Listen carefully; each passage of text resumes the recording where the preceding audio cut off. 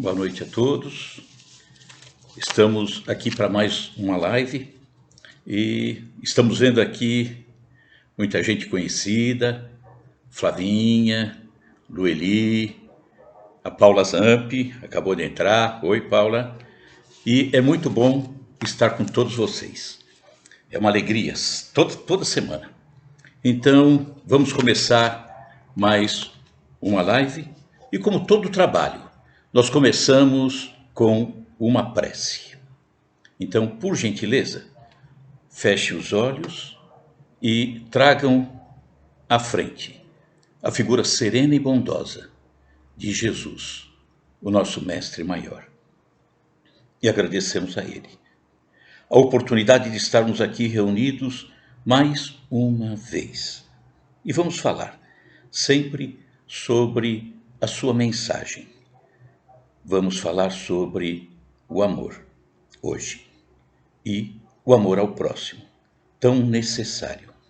Permite então, Jesus, que o nosso coração se abra e que possamos compreender a necessidade de aprendermos a amar o nosso próximo. Sem sabermos fazer isso, sem praticarmos esse amor, será difícil alcançarmos a evolução tão esperada por cada um de nós. Que assim seja, graças a Deus. Hoje vamos falar sobre amor ao próximo. E para falarmos sobre amor ao próximo, nós vamos contar aqui uma historinha acontecida há 2000 anos atrás, quando Jesus havia acabado de participar de uma cerimônia muito importante dentro do judaísmo. Jesus, naquela época, com 13 anos, ele participou de uma cerimônia conhecida como Bar Mitzvah, que é a inserção de um jovem, no caso, Jesus, com 13 anos, inserção dentro, ou como um membro maduro dentro da comunidade judaica. Então, aos 13 anos, Jesus se tornava o que eles entendem como filho da lei, ou seja, estava inserido dentro da comunidade judaica como alguém responsável. Dentro do judaísmo, quando os homens se reúnem dentro de uma sinagoga para fazer a sua prece, é necessário ter um número mínimo de homens, e no caso 10.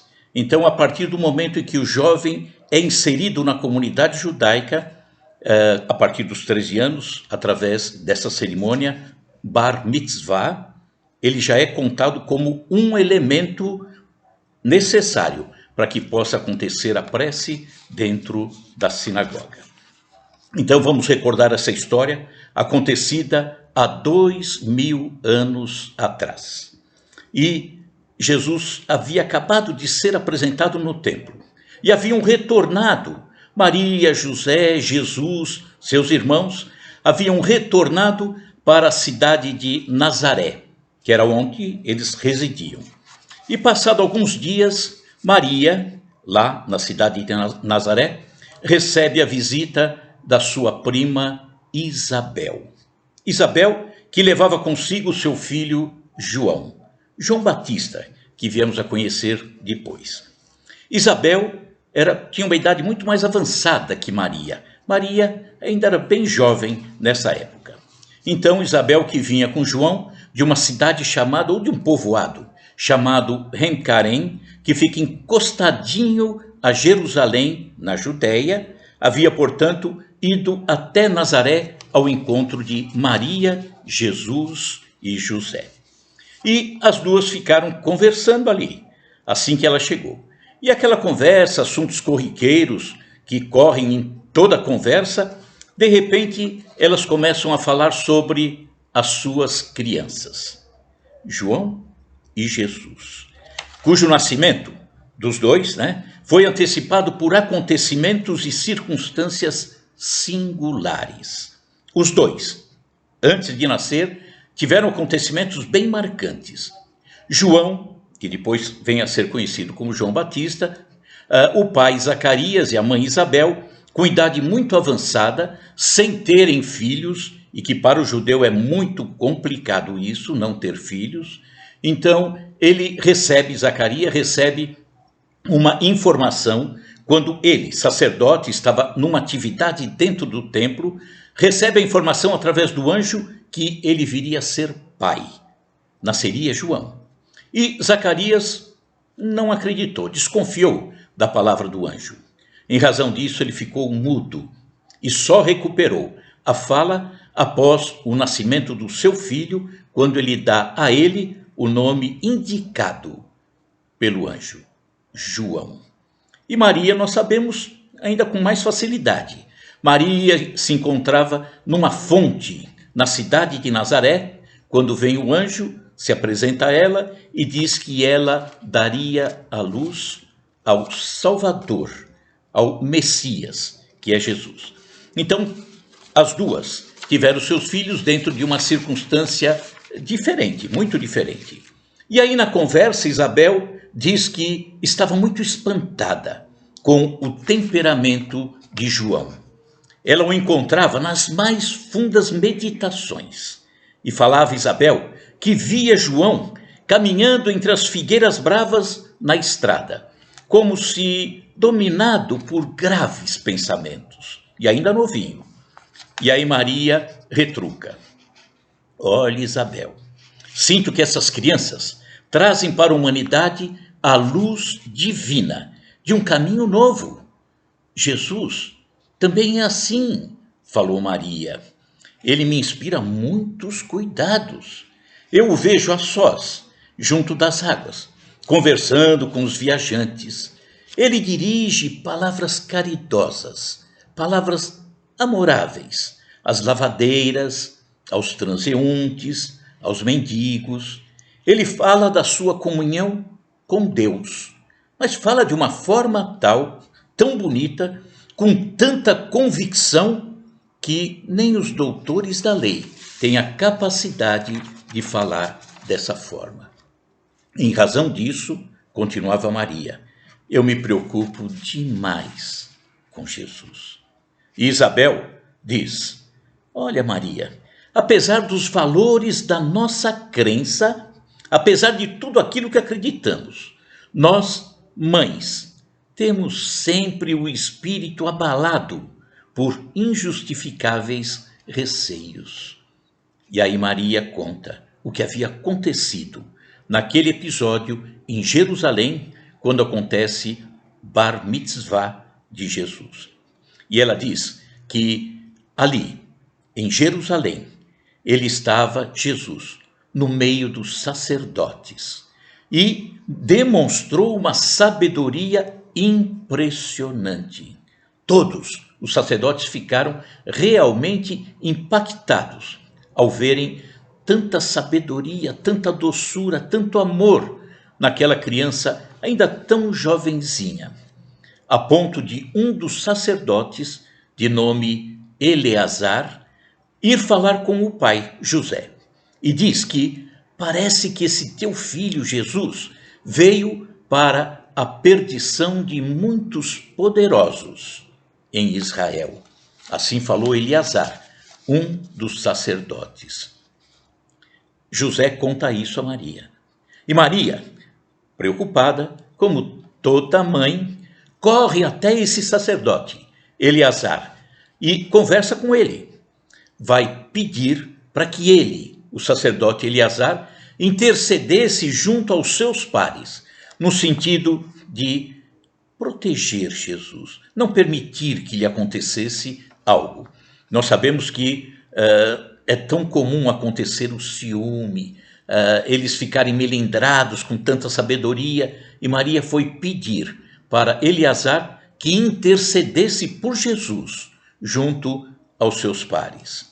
E retornando a Nazaré, logo após essa cerimônia, o coração de Maria continuava tão impactado, continuava com tantos receios, a ponto de conversar com José sobre esses seus temores de mãe amorosa. E continuava conversando Maria com a sua prima Isabel. E ela diz que no dia seguinte, Após ela falar com José, Jesus vem até ela e a interpela, dizendo: Mãe, que queres tu de mim? Acaso não tenho testemunhado a minha comunhão com o Pai que está nos céus? E Maria, como toda mãe, quis demonstrar a Jesus a sua preocupação com relação à necessidade de se preparar para a vida. E aí ele diz, Jesus: Mãe, toda preparação útil e generosa no mundo é preciosa. Entretanto, eu já estou com Deus. Meu Pai, porém, deseja de nós toda a exemplificação que seja boa, e eu escolherei, desse modo, a melhor escolha. Isso foi Maria contando para Isabel. E ela ainda complementa: olha, Isabel, no dia seguinte, após essa conversa, Jesus procura o seu pai José na oficina, na carpintaria, e pede para trabalhar com ele. Queria ficar junto do pai. Maria e Isabel, no meio dessa conversa, percebem que a noite já começava a cair, já estava ficando escuro, e elas viram que as crianças não estavam ali. Saem de casa à procura dos dois. Estavam em Nazaré. Nazaré é uma cidade, um povoado, uma cidadezinha maravilhosa. Ela fica incrustada em montanhas que estão ao redor dessa cidade de Nazaré. Um lugar maravilhoso. E elas, procurando os dois, Jesus e João, o encontram no alto de uma elevação. E naquele momento, ao chegarem lá, elas veem a uma certa distância Jesus e João. Jesus com o braço sobre o ombro de João. Os cabelos de Jesus esvoaçantes. E ele, com um indicador, ele apontava para o horizonte. Como se fosse um general, explicando ao seu subalterno os planos que estavam traçados. Que conversa aconteceu? Não se sabe, mas presume-se que teria ocorrido a primeira combinação entre o amor e a verdade para a conquista do mundo. No dia seguinte, após essa conversa, Isabel decide partir de volta para Encarém e convida Jesus. Jesus, vem conosco, vamos até a minha casa em Encarém, é uma distância razoável. E, como se fosse uma informação profética, Jesus diz: não, Isabel, é necessário que João parta primeiro. E foi o que aconteceu. João Batista foi morto antes de Jesus. Anos depois, vemos o Batista, João Batista, na tarefa de preparação do caminho para a verdade. E estava precedendo o trabalho divino do amor, que o mundo conheceria através de Jesus. João era a austeridade, criando a disciplina, tão necessária, disciplina que antecede a espontaneidade do amor. A austera disciplina é a luta que faz com que se dissipem as sombras do caminho para a entrada triunfante da luz, para a entrada triunfante do Evangelho. E aqui, nessa história, no final dela, estamos lembrando o que aconteceu com o nosso querido Chico Xavier. No comecinho do seu trabalho mediúnico, Chico se encontrava às margens de um açude, na entrada da pequena cidade de Pedro Leopoldo. E, de repente, Chico narra que vê aparecer um espírito, envergando uma túnica maravilhosa, um senador romano. Era Emmanuel. E Emmanuel convidava Chico para trabalhar, participar desse trabalho fantástico que Chico acabou realizando ao longo de toda a sua vida. E o jovem Chico pergunta a Emmanuel: Mas eu não tenho nada, sou tão pequeno. O que eu preciso ter para executar essa tarefa de amor? E aí Emmanuel diz, você precisa 3 coisas. Disciplina, disciplina e disciplina. Quem não tem disciplina não consegue realizar as tarefas melhores. Por quê? Porque se comporta como criança em loja de brinquedo. Não sabe para onde vai. Vai para qualquer lado. Não realiza nada. Não faz nada com a certeza do que está fazendo. E quando começa, logo desiste. Não persevera. Então é necessário disciplina. Muita disciplina. E foi assim o que João Batista representou nessa caminhada inicial. João Batista veio também com o propósito de identificar a comunidade dali, do local, a presença de Jesus, o grande Messias, esperado por todos, mas tão incompreendido. Então vamos entender um pouquinho o que vem a ser essa mensagem de amor de Jesus. Sabemos que o ponto culminante na trajetória humana é o amor. O amor é de essência divina. O amor é o sentimento que resume de forma profunda toda a doutrina de Jesus. Às vezes as pessoas dizem, olha, eu não sei bem o que Jesus disse, não estudei bem. É necessário que estude, é necessário que compreenda, porque é uma mensagem tão linda e tão proveitosa para todos nós. É o caminho que Jesus nos falou, né? O caminho, verdade e vida. O ensinamento dele é o caminho. Mas quando eu não sei dizer exatamente o que ele falou, se eu pegasse toda a mensagem dele e colocasse num triturador, sairia amor. Nada além disso. Porque quem ama é humilde. Quem ama é caridoso. Quem ama é misericordioso. Quem ama procura ter o seu coração cada vez mais puro.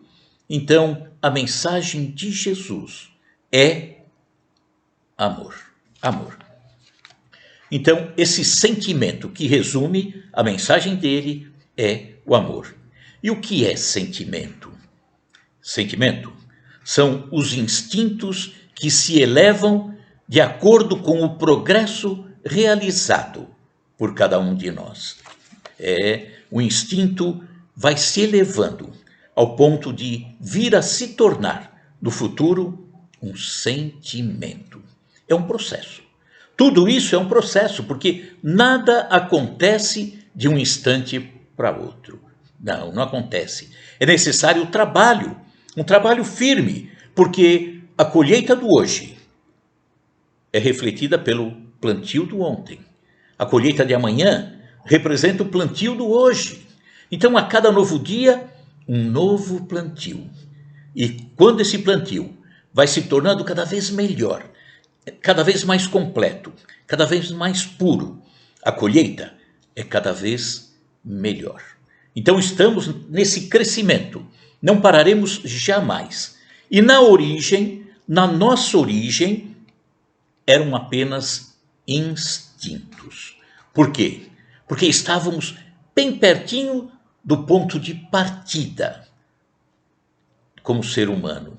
Nós ainda estávamos saindo da esfera animal e entrando na esfera hominal. E ao entrarmos, carregávamos esses sentimentos e nos aproximávamos muito ao comportamento dos animais. Não era diferente. Éramos simples, ignorantes. Simples no sentido de não termos nada. Ignorantes no sentido de não conhecermos absolutamente nada. Mas com um potencial fantástico de crescermos, de evoluirmos. E passa o tempo. Passam as encarnações. As várias encarnações. Porque precisamos de muitas. Ninguém cresce muito numa única encarnação. É impossível. Então precisamos centenas, milhares de encarnações para crescermos, evoluirmos. E a cada nova encarnação, um aprendizado novo. uma conquista nova, um crescimento um pouquinho maior. E aí, quando vamos avançando, ao longo de tantas e tantas encarnações, começamos a ter as sensações. Começamos a compreender o que se passa no entorno. Começamos a avaliar as coisas que acontecem. Já saímos naquela esfera onde o instinto predominava. E agora estamos nas sensações. E começamos a identificar o bem e o mal. Olha, mundo de expiação e provas, que estamos de saída, mas ainda estamos aí. Expiação e provas por quê? Porque nós conhecemos o bem e praticamos o mal. Aí é complicado. Eu sei o bem que preciso fazer, entretanto faço o mal. Paulo de Tarso disse, né? Puxa vida, como é fácil fazer o mal que não quero e como é difícil fazer o bem que eu quero fazer. Então, um pouco mais evoluídos, nós trocamos aquela fase dos instintos pela fase das sensações. E mais instruído, mais crescido, ao longo do tempo, em razão das inúmeras encarnações que todos nós temos, nós começamos a entrar na esfera dos sentimentos. Olha que avanço. Isso é lindo demais.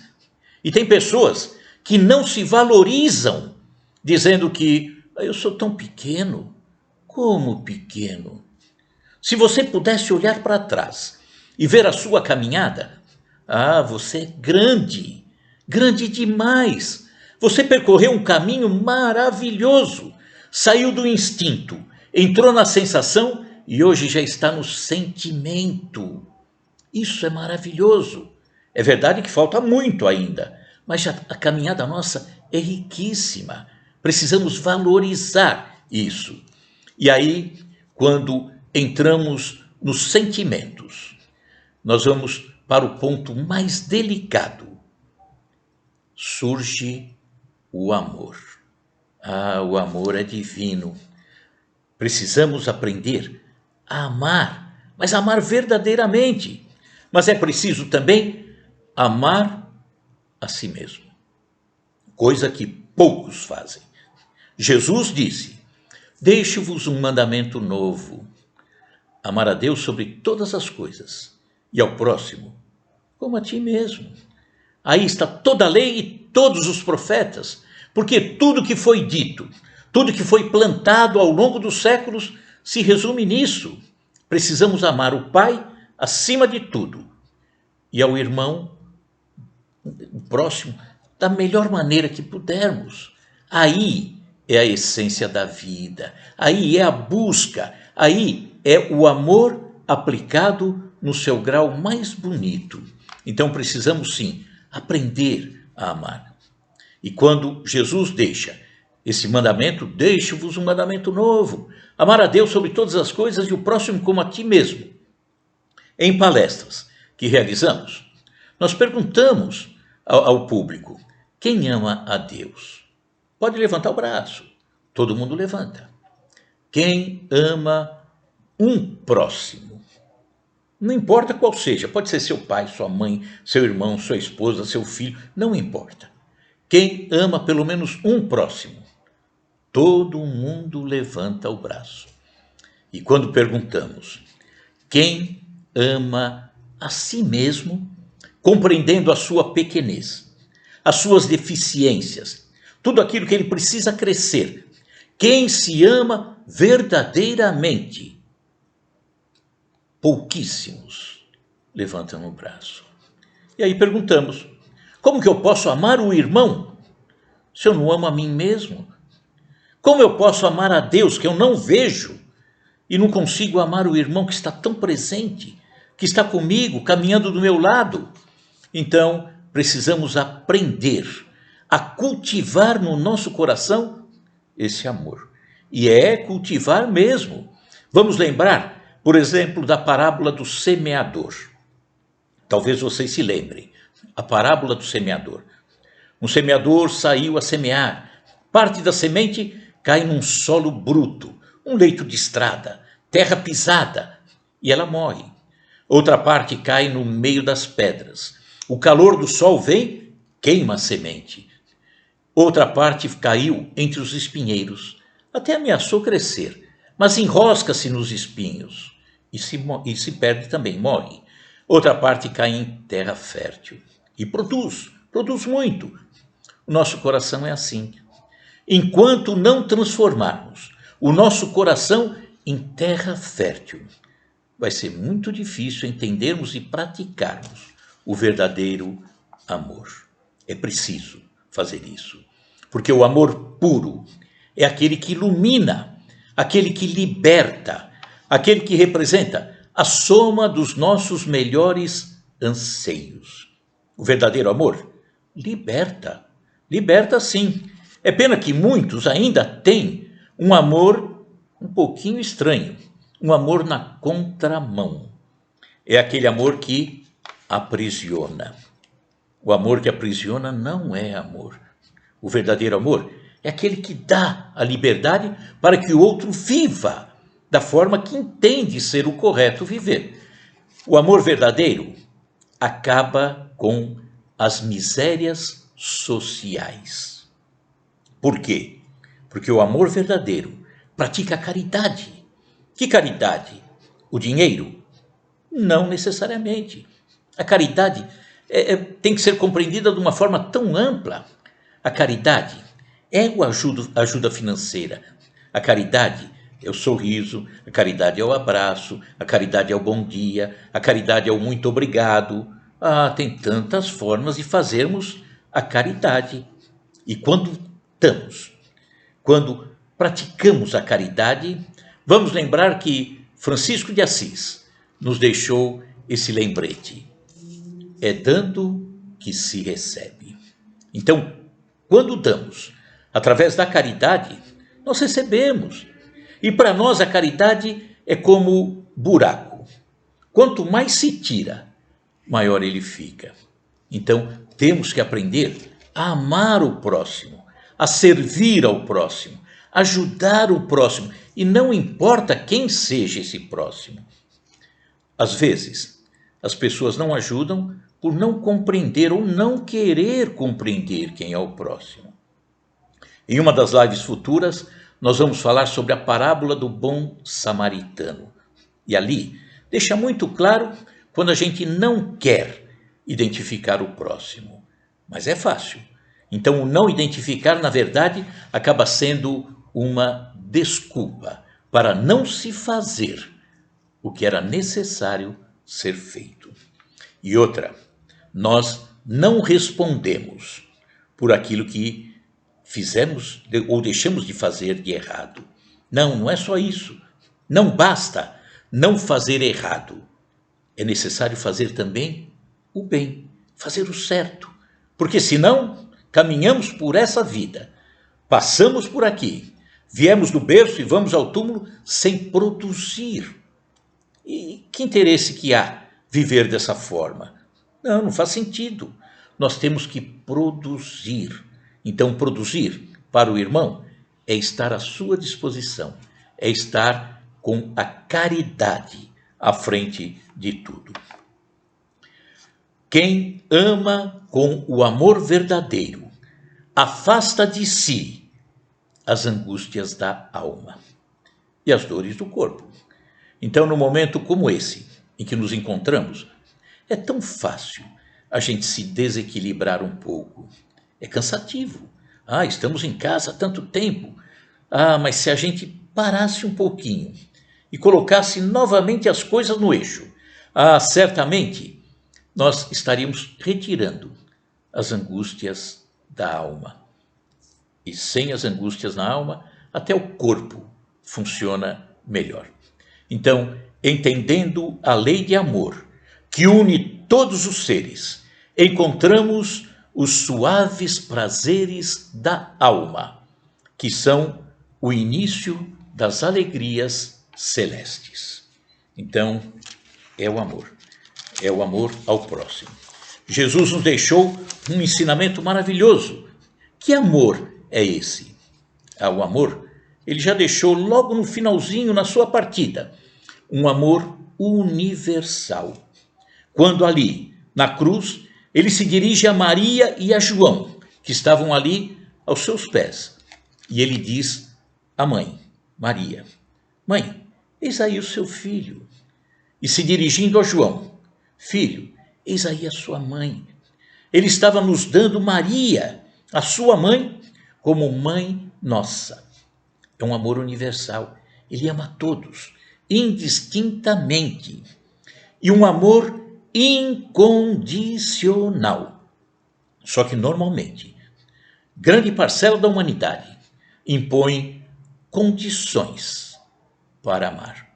Então já não é amor, mas impõe condições para amar. Eu amo se aquela pessoa pertencer à mesma agremiação religiosa que eu. Eu amo aquela pessoa se eu me identificar com ela. Eu amo aquela pessoa se eu sentir ser uma pessoa afim. Eu amo aquela pessoa se for isso, se for aquilo. Se não for isso, eu não amo. Então, esse não é o amor que nos foi orientado por Jesus. Porque o amor deixado por Jesus é um amor tão completo, é um amor tão especial, tão entendido pelo grande Paulo de Tarso. Primeira carta aos Coríntios, capítulo 13.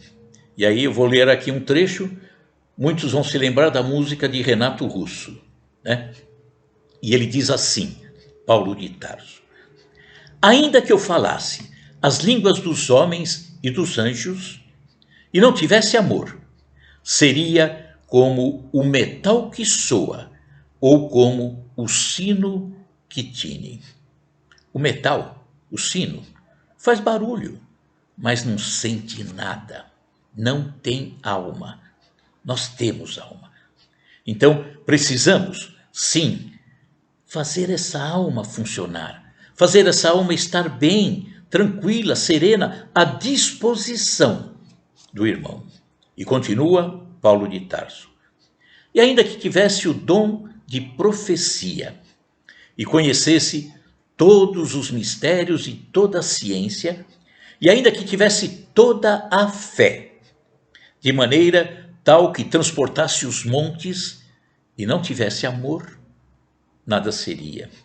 Profecia, aqui ele está falando em mediunidade. Que eu conhecesse os mistérios, a ciência, mas se eu não tiver amor, de nada serve. Nós vemos numa casa espírita, trabalhamos, temos a mediunidade, mas se não tivermos amor, não vai funcionar. Porque o que toca as pessoas, que toca o irmão do outro lado, que necessita, que toca o irmão que está conosco ao nosso lado, é o amor. Senão, não funciona. Continua Paulo de Tarso. E ainda que distribuísse toda a minha fortuna para sustento dos pobres, e ainda que entregasse o meu corpo para ser queimado, queimado seria o sacrifício, para qualquer sacrifício, e não tivesse amor, nada disso me aproveitaria. Então ele diz, se eu distribuísse toda a minha fortuna, mas não tivesse amor, não funcionou. A caridade sem amor não é caridade, é entrega. Ela pode até auxiliar quem recebe. Se eu tenho alguém que necessita, eu vou lá de uma forma grosseira, orgulhosa, e atiro para ele o prato de comida que ele tanto necessita. Aquilo fará um bem para ele, sem sombra de dúvida, matará a sua fome. Entretanto, eu mais agredi do que ajudei. E, sobretudo, agredi a mim mesmo, porque eu fiz uma caridade sem amor. Não dá certo. Continua Paulo de Tarso. O amor é sofredor. As coisas da terra complica. É benigno, o amor é bom. O amor não é invejoso. O amor não trata com leviandade. Não se ensoberbece. Não vale. Amor misturado com orgulho não dá certo. Amor dá liga com humildade. Aí dá liga. Então, se não tiver humildade junto com amor, ele não é amor, ele se perdeu. Continua Paulo de Tarso.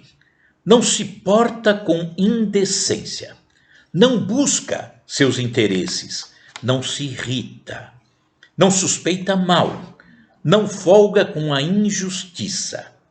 Não está ao lado disso tudo. O amor não aceita a indecência, né? A busca dos interesses pessoais. Não se irrita. O amor é doce, é suave. Ele não suspeita mal, porque amor é puro. Ele não está ao lado da injustiça, mas folga, está junto da verdade.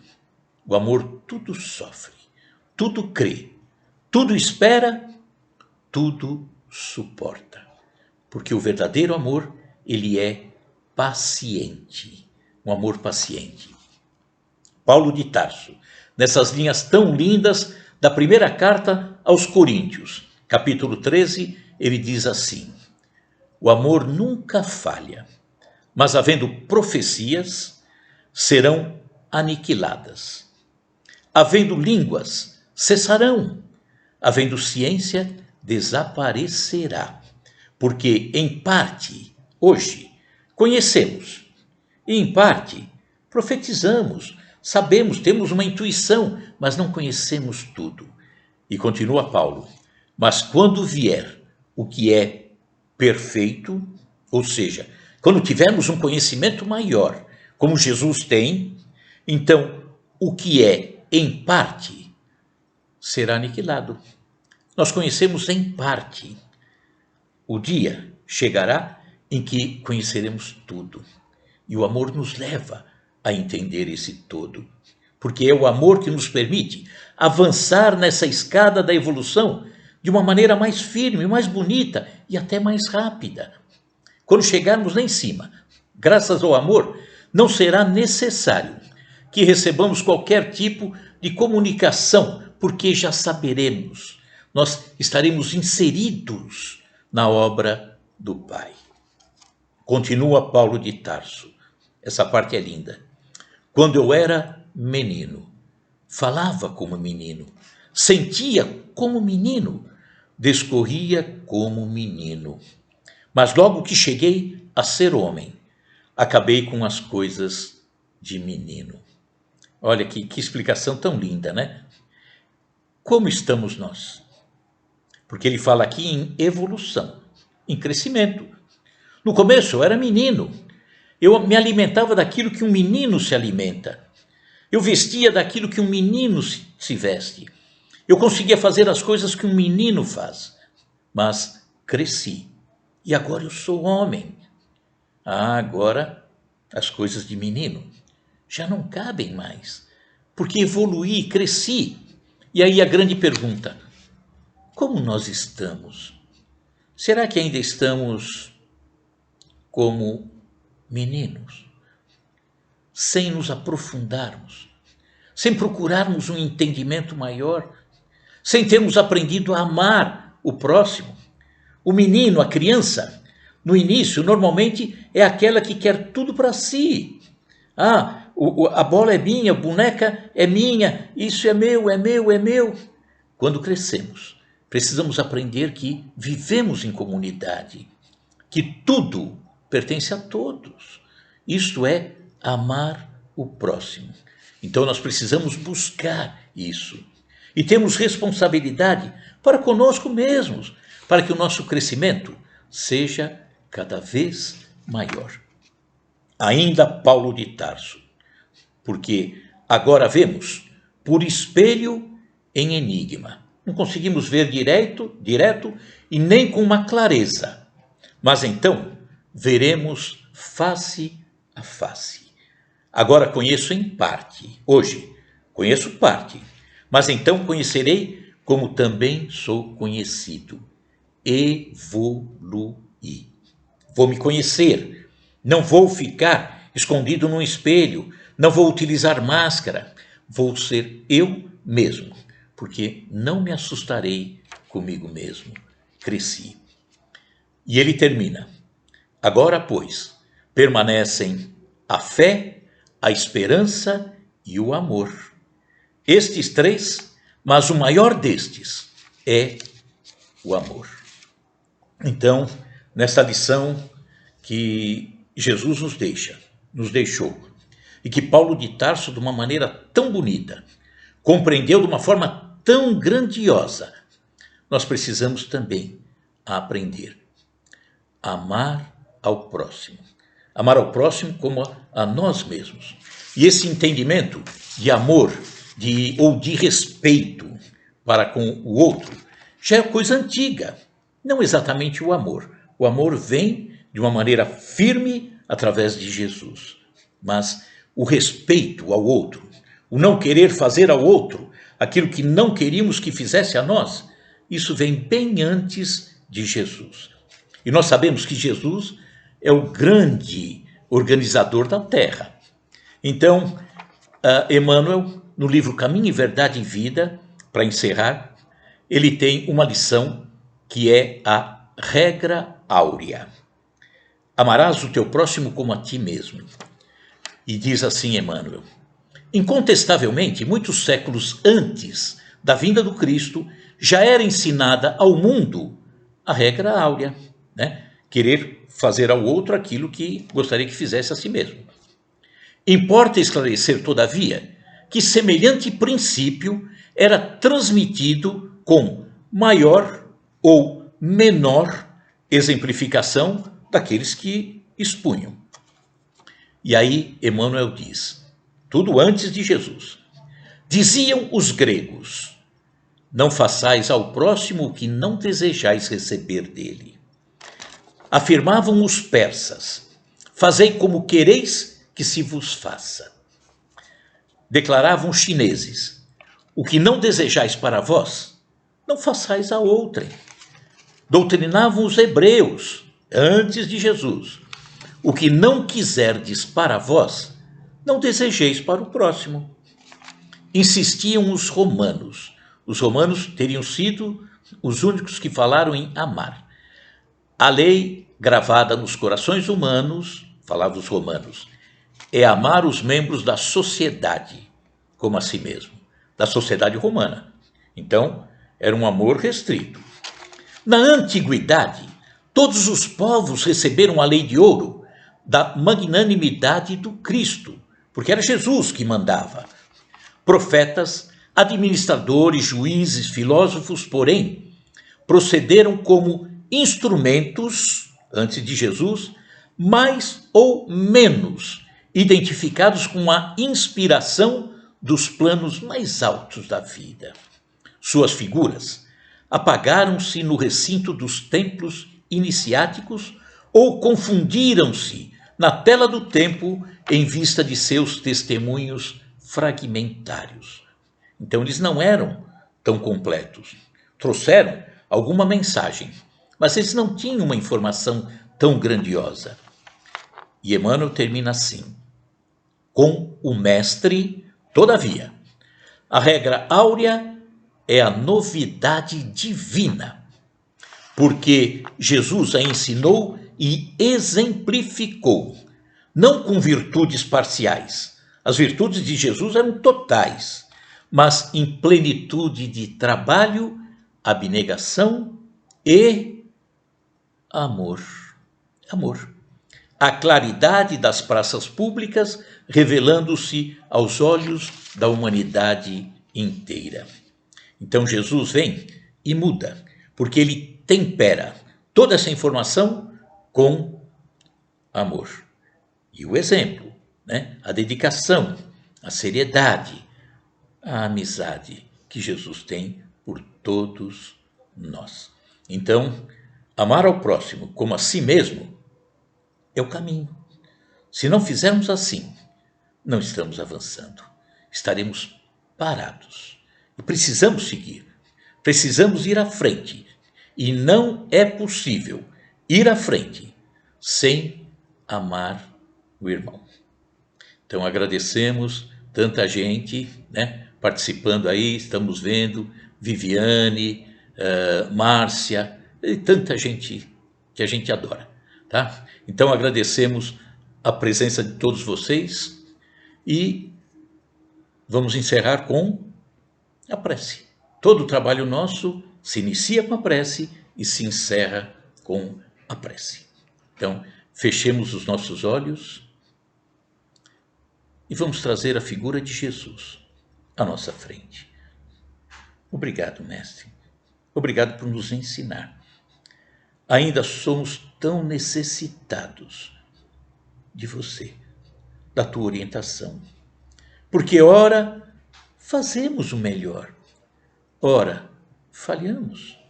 Mas te agradecemos, Jesus, porque já sabemos o que precisamos fazer. E no estágio em que nos encontramos, é tão normal cair. Cada um de nós cai. E cai sim. Machuca o joelho, fere o joelho, sangra, mas levanta.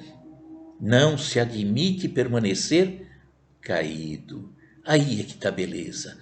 Então te agradecemos, Jesus, porque com os teus ensinamentos, a cada queda que eu tenho, a cada falha que eu cometo, eu percebo que estou errando, mas quero me levantar.